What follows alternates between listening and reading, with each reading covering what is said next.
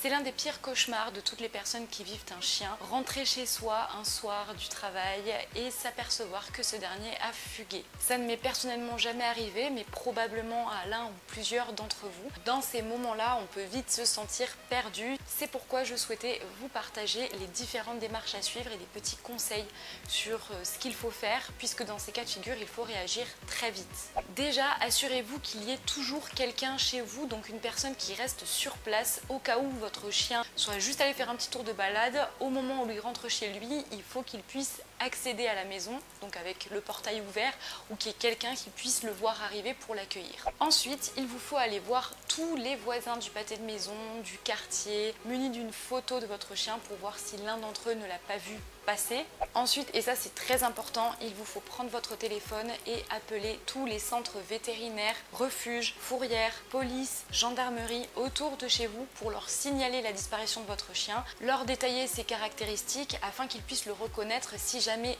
eux ils le voient passer quelque part ou si jamais quelqu'un le leur amène. Ne pas sous-estimer Internet et sa puissance de frappe. Il y a aujourd'hui des sites, des pages Facebook, des associations qui vous permettent de partager des annonces publiques avec une photo de bonne qualité de votre chien. Vous avez également la radio, les journaux, etc. On n'y pense pas forcément, mais pourtant c'est très important. Pensez à contacter votre mutuelle si votre protégé est assuré pour demander au conseiller si vous avez droit à des garanties offertes dans votre contrat. Dans les mutuelles, il y a souvent des garanties, des aides qui peuvent prendre en charge financièrement, par exemple les petites annonces si vous passez des petites annonces, un conseiller qui peut s'occuper pour vous d'appeler les différentes structures vétérinaires, fourrières pour vous aider. Vous pouvez vous faire accompagner par votre mutuelle, c'est la raison pour laquelle il faut bien penser à les contacter. Et enfin, la dernière chose, c'est de demander à tous vos proches de venir vous aider rapidement et d'organiser une immense recherche sur tous les points stratégiques autour de chez vous où votre chien aurait l'habitude d'aller. En général, un chien, quand il fugue,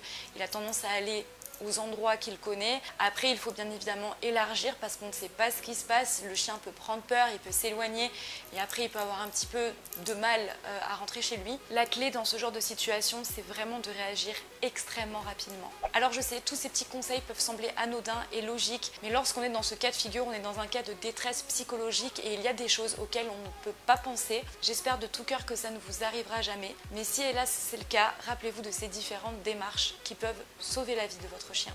À bientôt!